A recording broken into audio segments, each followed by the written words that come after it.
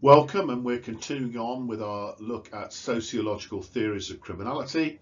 And in this PowerPoint, we're going to look in particular at Marxism, the theory of Karl Marx. And once we've looked at that, we will then evaluate how effective it is. So just as an introduction to Marxism and Karl Marx, we know that sociological theories of crime are saying that social factors play a part in crime. They generally talk about the disadvantaged social class as being a primary cause of crime, and that criminal behaviour begins in youth. So what they're saying is crime is largely a result of unfavourable conditions in a community, such as unemployment, single parent families, poor housing, etc., etc. So we're looking at Marxism in this presentation, and Marxism is a structural theory. It's looking at the structure of society, and basically Marxism is saying that the unequal structure of a capitalist society shapes criminal behaviour. So without further ado, let's have a look at that in more depth. So, Karl Marx, 1818 to 1883. His critical theories about society, economics and politics are collectively known as Marxism. And his key idea is that basically capitalist society is divided into two classes. The ruling class, which he calls the bourgeoisie, again in the exam using technical terms will get you more marks, so use the word bourgeoisie. The bourgeoisie are the ruling class.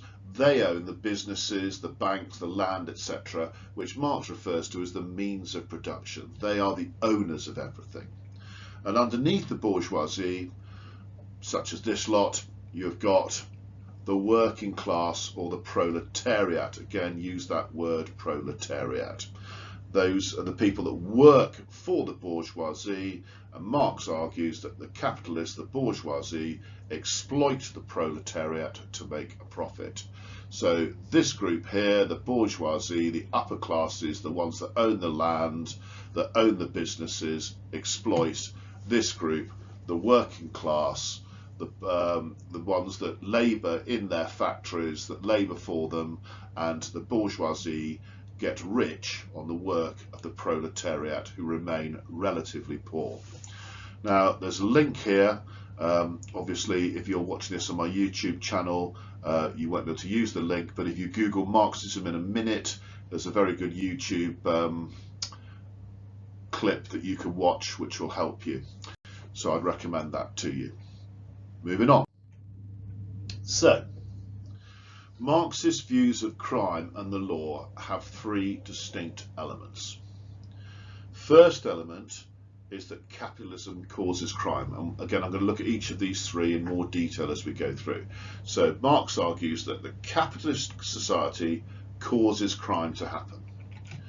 At the same time, Marx also argues that the lawmaking of society and its enforcement are biased. And it won't be any surprise to you to say that it's biased against the proletariat and biased pro the bourgeoisie. And finally, the third element of Marxism, as regards criminology, is that crime and law perform ideological functions. And we'll look into that in a little more detail in a minute. So let's look at that first one, the idea that capitalism causes crime. So Marx would argue that in a capitalist society, crime is inevitable. Capitalism is criminogenic. It's a good word, that. Use it if you can. Criminogenic is a crime-causing system. Why is that the case? Well, that's because the fact that the working class, the proletariat, are exploited drives people into poverty. And because they're in poverty, what that means is crime is the only way to survive. So in order to survive, because you're poor, you have to commit crime. Interestingly, baby food is the most shoplifted item in this country, which might say something about the poverty that people are encountering and the need to steal to feed, particularly a young child. Also linked to this idea that crime is inevitable in a capitalist society is the fact that capitalism continually pushes consumer goods at people through advertising. So people are under pressure to conform to have the goods that are advertised through capitalism, and that results in crimes of theft to obtain the goods that are being advertised. So there we have a sort of materialistic, let's all go and shop, we need stuff. That's what we want in a capitalist society. And furthermore, this inequality between the bourgeoisie and the proletariat causes feelings of alienation amongst the proletariat and frustration, which then results in crimes such as violence and vandalism. So the frustration felt by the proletariat of their lot in life leaves them to be frustrated, alienated, and that results in violence, vandalism, etc. So rioting, as we can see here in the London riots within the last couple of years. Also, Marxism argues, capitalism causes crime among the capitalists themselves, because capitalism promotes greed. And what this then encourages is capitalists to commit corporate crimes, white-collar crimes, such as tax evasion, breaking health and safety laws, to gain an advantage, to gain more money, to produce more stuff, and to become richer. So you could look at this this newspaper headline about the tax avoiders such as Amazon, Starbucks and Google that were in trouble a few years ago about the fact that they didn't pay tax. When we get to the second element of Marxism, which is the idea that law and making and enforcement are biased, that is looking at the fact that sociologists such as William Chambly argue that laws are made to protect private property, which mainly is owned by the rich. So the laws are biased towards the bourgeoisie because there are laws against the homeless squatting in empty houses. But of course, there's no laws against the rich owning several houses. So for instance, if we look at this map here, which looks at the rate of homelessness ranked by local authority, so obviously the highest, the blackest is where the homelessness is, all in London. And if we look down towards Cornwall, fourth highest, and where we're looking down where we are in sort of Devon, which is sort of mid-range, and then compare that, look particularly at Cornwall and London, then compare that with the amount of second homes we've got, well, look at where all those second homes are. So really interesting that there's high levels of homelessness in Cornwall, but also high levels of people owning second homes. Also, there's very few laws that challenge the unequal distribution of wealth. In a capitalist society, there are no laws that talk about things being equal and wealth being distributed evenly. And if you look at this very interesting stat, talking about uneven distribution of wealth, in America, if US land were divided like the US wealth was, 1% of Americans would own this amount of land, 9% would own this amount of land, 30% would own this, 20% would own this, and 40% would own the tiny little red dot over here, which looks like massive inequality of the distribution of wealth within a capitalist society such as America. And the same would apply to us in the UK. Carrying on with this theme that lawmaking and enforcement are biased, Marxism also argues that the law is enforced selectively. It's selective against the working class, the proletariat, but not against the upper classes, the bourgeoisie. So if it's white collar and corporate crime, which is much more likely to be committed by the bourgeoisie, it's much less likely to be prosecuted than working class street crimes, for want of a better word. The poor, Marxists argue, are punished more harshly than the rich for crimes. So, for instance, if you want to stat out of 200 companies who've broken safety laws, the sociologist Carson found that only 3 were prosecuted. And despite the large numbers of death at work caused by employers' negligence, there was only 1 successful prosecution of a UK firm for corporate homicide. That would seem to indicate that the law is unfairly stacked against the proletariat and for the bourgeoisie.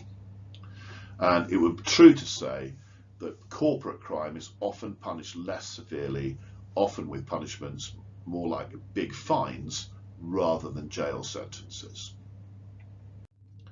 So, law enforcement favours the rich. We can look at this with another example of things like benefit fraud, which attracts prosecution and prison, yet tax fraudsters really get taken to court and prosecuted. So here is the one-time Chancellor of the Exchequer saying a welfare cheat's like a mugger who robs you on the street. These adverts, things like we're closing in on benefit thieves with the help of hundreds of calls to our hotline. We've got the spill the beans on benefits frauds. It's your money they're stealing. And yet very little is done for people who prosecute, who avoid tax, such as Gary Barlow, Jimmy Carr or Starbucks. So an uneven distribution in how crime is viewed. So more stats for you. You know, if we take, and this is a really good one, okay, if you look at benefit fraud, it's at 1.2 billion. If you look at benefits over payments, so people get too much, it's at 1.4 billion. And if it's benefits unclaimed, 16 billion. So in fact, the benefits office is in the black because 16 billion is unclaimed, and they've been conned out of what, 2.6 billion. Tax avoided, evaded, and uncollected is 30 billion. Okay. And if we go for the tax avoided, evaded, uncollected by the Tax Justice and PCS estimate, it's more like 120 billion. And that would show the massive discrepancy between the bourgeoisie and the proletariat down here. And here are some examples of, this was the 12 tax dodges at Christmas that I found. It's Christmas time as I'm recording this, so you can have a look through this at your leisure. But it looks at various big companies that haven't paid tax over many years. So Apple, Topshop, Topman, Boots, IKEA, eBay, etc., etc. So again, big multinational countries avoiding tax, paying less tax than we all do, us workers. If we then look at the ideological functions of crime and law, that third category, Marxists argue that ideas about crime and the law are an ideology. In other words, it's a set of ideas that conceal the fact that capitalist society is unequal, it's unfair. For example, selective enforcement makes it look as if crime is the fault of the working class. So this then encourages workers to blame working class criminals for their problems rather than capitalism itself. So the idea is it deflects attention away from the root cause of the problem, which is capitalism itself, and deflects onto working class criminals such as benefit cheats, benefit frauds, etc., etc. Away from that big picture, which is all the tax evaders and the fact that capitalism is unfair. So the attention is shifted away from much more serious ruling class crimes, as I demonstrated in that previous slide. And what Marx argues is that these ideas, what they do is they encourage the working class to accept capitalism, which obviously doesn't do them any good, instead of replacing it with a more equal society, which would do them some good. So I thought this cartoon was quite interesting. You know, if you get poor, you get caught with drugs, it's a crime and you get locked up. But if you're rich and get caught with drugs, you're a celebrity, it's a scandal and off they go to rehab. You know, very, very often don't do any time whatsoever, an unequal society. And I think it's really important to have a case study of the sort of issues that Marxism would talk about. And I've chosen the Bhopal disaster, which occurred in December the 2nd, 1984. Now, this link here will take you to a really good dramatisation of the Bhopal disaster. It's acted out, it's not a documentary, but it gets over the idea really well. But you can find numerous other documentaries on YouTube if you so wish. But I'm going to take you through a little bit about the Bhopal disaster to give you a feeling for how this could be interpreted in a Marxist way. So in December the 3rd, 1984, in Bhopal in India, 45 tons of dangerous gas, methyl isocyanate, escaped from an insecticide plant that was owned by an Indian subsidiary of a big American firm called Union Carbide. So the firm that owned this plant was an American firm called Union Carbide, a multinational company. The gas, when it escaped, drifted over a really densely populated neighbourhood which built up around the plant, and it killed thousands of people immediately and created a massive panic as tens of thousands of others attempted to flee Bhopal. Now, the final death toll is estimated to be between 15,000 and 20,000 people. It's the worst industrial accident ever. Also, some 500,000 survivors have suffered respiratory problems such as eye irritation, blindness, other illnesses resulting from the exposure to toxic gas. Many of those people who have suffered have been awarded compensation, but the compensation is merely a few $100s.